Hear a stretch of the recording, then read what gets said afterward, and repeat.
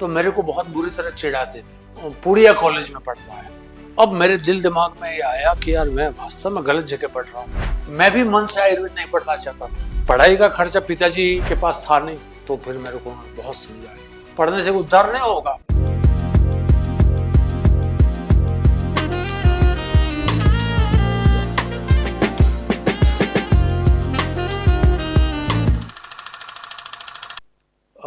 आगे की पढ़ाई के लिए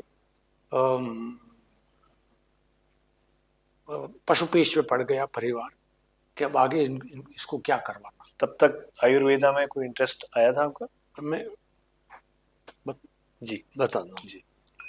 तो मेरे जीजाजी थे, वैद्य थे, जीवननाथ जी भट्ट करके, इसी खोड़न गांव के रहने वाले थे। अब वो सागवाड़ा एस्टेब्लिश्ड है उनके, तो वो वैद्य थे।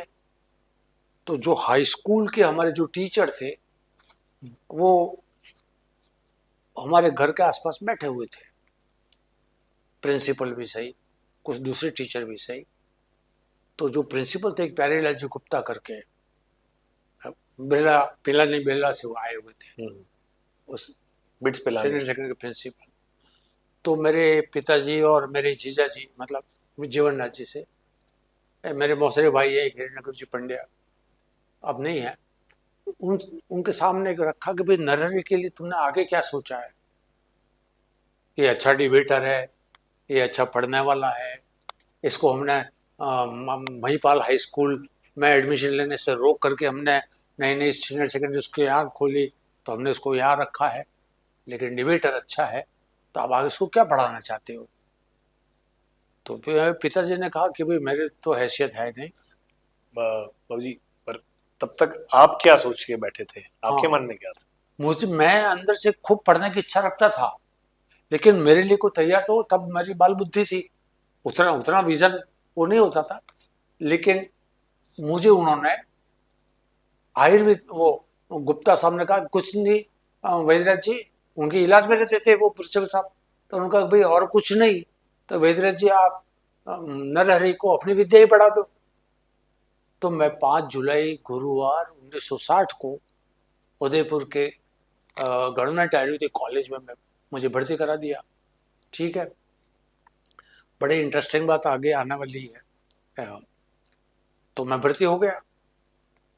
तो सबसे पहले मेरे को ले गए थे वहाँ के स्थल मंदिर है, वहाँ एक महंत थे, महंत मुरली मनोहर शास्त्री, माने हुए स्कॉलर और महामंडलेश्वर थे, निम्बारक संप्रदाय के, अखिल भारतीय समाज हिंदू समाज के वो अध्यक्ष भी रहे। तो उनके पास ले गए, ज्यादातर लोग पहले वहीं जाते क्योंकि वो भी आयुर्वेद के ग्रेजुएट थे हमारे कॉलेज से, और उनका आपस में संपर्क था, तो उनसे भी इनका परिचय हो जाए। तो मैं क्या उम्र रही होगी सर आपकी उस टाइम? उस समय उस समय आप मान के चलिए कि 7 साल की उम्र में मैं भर्ती हुआ। 5 साल में नहीं, 7 साल की आयु में मुझे स्कूल भेजा गया, क्लास दूसरी में। अच्छा।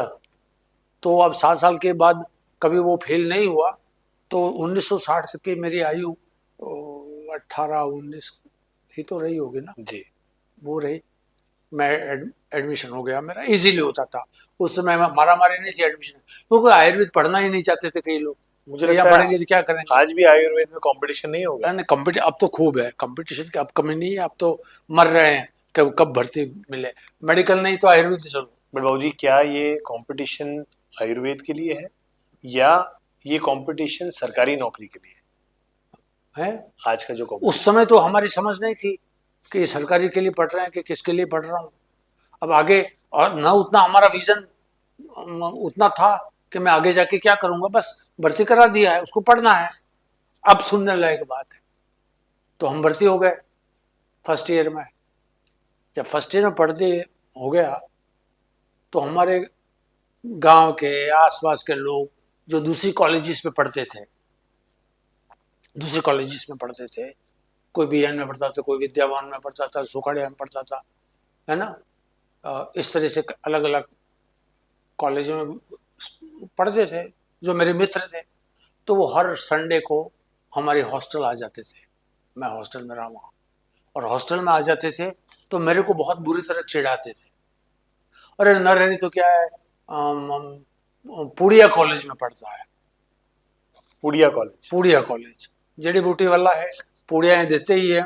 तो उन्होंने मेरे को ये कहना चालू कर दिया, नरहरी पुड़िया कॉलेज में का तो खास बात नहीं है, ये कोई पढ़ाई होती है क्या? तो मेरे को चिढ़ाते रहे। अच्छा, मैं भी मन से आयुर्वेद नहीं पढ़ना चाहता था।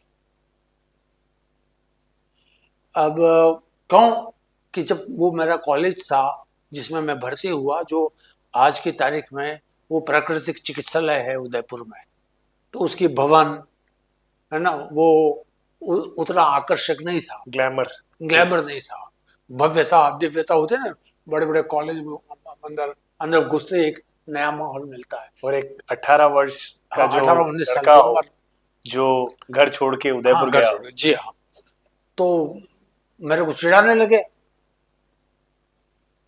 अब चिढ़ाने लगे तो वो महीने 2 महीने ज्यादा चला ही दौर चिढ़ाने का, फिर चलता रहा। मैं जब तक पढ़ा तब तक चलता रहा दौर। नरेगा का मतलब पुड़िया कॉलेज। अरे क्या पढ़ना वहाँ, पढ़ना तो कोई अंग्रेजी पढ़ो, अमुक पढ़ो तो बड़े बड़े लोग बनोगे, यहाँ क्या है, ऐसा मेरे को मेरा मोटिवेट दोस्त लोग करते थे, डीमोटिवेट। हाँ। लेकिन मेरे को चूंकि मेरे लिए तो कोई दूसरा, मेरे चॉइस का ऑप्शन मुझे उस समय इतना क्लियर नहीं था। लेकिन चूंकि मैं डिबेटर था, कुछ मेरे को जीके में जनरल नॉलेज वगैरह मेरे को ज़्यादा रुचि थी, तो मैं सोचता था कि मैं अंग्रेजी विद्या पढूं और कभी आईएएस बनूंगा या कभी अमुक बनूंगा या इस तरह का, है ना। तो ऐसा दिमाग है। लेकिन वो उस समय थोड़ा सा उतनी बुद्धि विकसित नहीं थी, और मेरे लिए ये कह दिया गया था कि यही पढ़ना है, घर से यही पढ़ना है। अच्छा, पढ़ाई का खर्चा पिताजी के पास था नहीं, तो मेरे जीजा जी जीवन जी जो थे, और हर महीने मेरे को 30 रुपए भेजते थे। 20 रुपए में हमारा काम चल जाता था, है ना। 8-10 रुपया किसी और स्टेशनरी है, किताब है, कभी साल में एक आध बार कोई सिनेमा देख लिया तो देख लिया, है ना। तो वो होती थी। अब मेरे दिल दिमाग में ये आया कि यार मैं वास्तव में गलत जगह पढ़ रहा हूँ, मैं ये सही नहीं पढ़ रहा हूँ। और ये पढ़ाई में जाने के कितने साल बाद आपको लगा, मतलब भले ही थोड़ी टाइम के लिए? उसी समय, अच्छा, इन द सेम, उसी महीने 2 महीने में वही अच्छा। वही चिंतन चलता रहा कि मुझे यहाँ कहाँ भर्ती करा दिया। ये तो वास्तव में पढ़ने से उद्धार नहीं होगा। उद्धार तो अंग्रेजी विद्या पढ़ोगे तो होगा, BA MA वो भी। चलिए साहब ठीक है, मेरे को ये पढ़ना था। हमने क्या किया कि घर पे बताया नहीं, न जीजा जी को बताया, न माता पिता को बताया, न किसी और को बताया। मैंने अपने आप में सोचा कि मेरे को अंग्रेजी पढ़ना है, तो वहाँ उदयपुर में श्रमजीवी कॉलेज है, वो नाइट कॉलेज चलती थी तब, जवाहरलाल राय नागर राजस्थान विद्यापीठ डिम्ड यूनिवर्सिटी है, उसी का ये श्रमजीवी कॉलेज है। वो उदयपुर के स्वरूप सागर में के पास अभी थियोसॉफिकल सोसाइटी है, उस नाइट कॉलेज चलती थी। तो वो करीब 6:30 पौने 7 बजे से चालू होकर के 10:30 बजे तक चलती थी। तो हमने घर पे किसी को नहीं बताया, और मैंने सोचा मैं रात को वहाँ पढ़ूंगा और दिन को आयुर्वेद पढ़ूंगा, लेकिन घर पे नहीं बताना। तो सब मैंने एडमिशन ले लिया, वहाँ एडमिशन ले लिया मैंने, और झूठ बोल के साइकिल मंगवाई जीजा जी की। 3-4 किलोमीटर जाना कैसे, तो चलिए वो भी आ गई। अब मैं रात को वहाँ पढ़ा, एडमिशन लिया, तो आप जानोगे कि मैं पहला पीरियड कोई अंग्रेजी का था। तो एक जमनालाल जी दशोरा करके थे प्रोफेसर, तो रोज मेरे फर्स्ट पीरियड में मेरे रोज एब्सेंट लग जाती, क्योंकि मैं 2 कॉलेज में शफल कर बना नहीं पा रहा था ब्रिज जी। तो रोज एब्सेंट लगती थी मेरे। तो मेरे को करीब 2-1 महीने बाद, 1.5 महीने बाद उन्होंने मेरे को खड़ा किया क्लास में। 55-60 लड़के होंगे, सब नाइट कॉलेज में पढ़ने वाले। तो उन्होंने कहा भाई तुम रोज मिस्टर देर से आते हो, तुम्हारे तो हाजिरी आनी है, तुमको परीक्षा में कैसे बैठने मिलेगा। तो मैंने कहा साहब कल से टाइम पर आ जाऊंगा। विश्वास कर लिया, गुरु थे उस समय के। तो मैंने फिर थोड़े दिन इधर उधर के गैप मारा करके वहाँ समय पर पहुंचा, लेकिन वो ज़्यादा दिन चला, वही रही लेट वाला। एब्सेंट वाली बात फर्स्ट पीरियड में। तो एक दिन वहाँ इंटरवल होता था, मुश्किल से 5-7 मिनट का, 10। तो वो दशोरा साहब ने मेरे को बुलाया, प्रोफेसर साहब ने, कि बेटा क्या बात है, तुम रोज देर से आते हो और तुम्हारी एब्सेंट लग रही हैं, तो तुमको ही पता नहीं, मैंने बोल भी दिया था क्लास में कि तुम्हारी जो है परीक्षा में नहीं बैठ पाओगे, तो ऐसा दिन को क्या काम करते हो। वो आपको इनसिंसियर समझ रहे थे? हैं? वो आपको इनसिंसियर समझ रहे थे? हाँ, या नहीं, वो ये समझ रहे थे उत्सुक कि थे? क्योंकि वे मेरे 18-19 साल के थी, तो वो जब तक दिन को कुछ काम करता होगा, नाम श्रमजीवी कॉलेज है तो दिन को कुछ श्रम करता होगा, स्वावलंबी बन के यहाँ पढ़ना आता होगा, स्वाभाविक है समझना। तो मैं एक बार वहां भी झूठ बोला कि साहब मैं आ जाऊंगा, लेकिन मेरा ट्रेंड यही रहा एब्सेंट वाला फर्स्ट पीरियड में। बाद में बाकी सारी क्लासेस सभी पीरियड में मेरे बराबर अटेंडेंस होती थी वहाँ। फिर दूसरी बार में फिर 8-15 दिन बाद मेरे को फिर खड़ा किया क्लास में, तो मेरे को उन्होंने कोई क्वेश्चन पूछे अंग्रेजी भाषा के, और दूसरों को भी पूछे मेरे से पहले, तो दूसरे जवाब नहीं दे सके, पर मैंने जवाब दे दिया। तो यार ये तो रोज देर से आता, पर जवाब भी चीज ने दिया। 1-2 प्रश्न पूछे होंगे टेक्स्ट के, है ना, रीडर डाइजेस्ट ऐसे चलती थी अंग्रेजी की। फिर बुलाया मेरे को, फिर मेरे हाथ मुझे थपथपाया, बड़े प्यार से मुझे पूछा कि बेटा सही सही बताओ कि तुम्हारे बाद क्या है, ऐसा कौन सा काम करते हो। तो मैंने सारी बात उगल दी कि साहब मैं वहाँ पढ़ता हूँ, मेरे दूसरे दोस्त आते हैं कॉलेजों, कोई विद्यावान से आता है, कोई BN से आता है, कोई छोकाड़िया यूनिवर्सिटी से आता है, MB कॉलेज से आता है, मेरा घर कोई जो है। तो मेरे को कहते हैं सपूरिया कॉलेज में पढ़ता है, ये कोई पढ़ने की चीज़ है क्या। कहते ऐसे ही है, इनका तो वो कबाड़ी खाने जैसा कॉलेज है, ऐसा मेरे को सब चिढ़ाते हैं।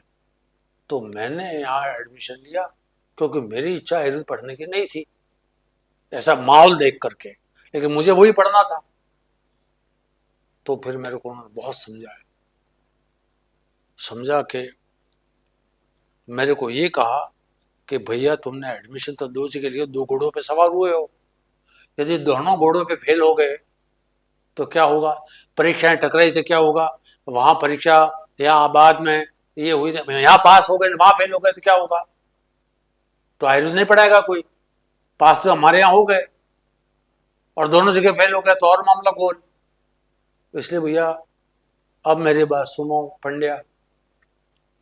तो मैंने हाथ जोड़े, उन्होंने कहा भाई देखो तुम भाग्यशाली हो, मेरे को कहा दशोरा साहब ने, तुम भाग्यशाली हो इसलिए कि हमको आयुर्वेद पढ़ना नहीं मिला। ये हम रात को टापे मार रहे हैं पढ़ाने के लिए, पढ़ने आने को। परोपकार की विद्या है, अर्थकारी विद्या है, सेवा की विद्या है, ये विद्या कहां पढ़ने मिलती है, और तुम उसको उपेक्षा की दृष्टि से कर रहे हो, बहुत अच्छी जगह पढ़ रहे हो। बेटा यहां से जाओ, मेरे लिए कोई काम हो, कठिनाई तो मेरे को मिलते रहना, लेकिन पढ़ो वहीं। अभी 2-3 महीना बाकी है, फिर परीक्षा चालू होंगी मार्च अप्रैल वगैरह। तो अब तुम यहां से जाओ और वहां मन लगा करके पढ़ो, चाहे कुछ भी कहें दोस्त, लेकिन तुम मन लगा के पढ़ो, नहीं तो फेल हो जाओगे कहीं वहां। तो मैंने भाई मन लगा के पढ़ा, मतलब वो भी पास होने के लिए मन लगाए, विद्या में ऊंचा पारंगत बनने के लिए नहीं, पास होने के लिए। तो साहब हम फर्स्ट ईयर में फर्स्ट डिवीजन पास हुए।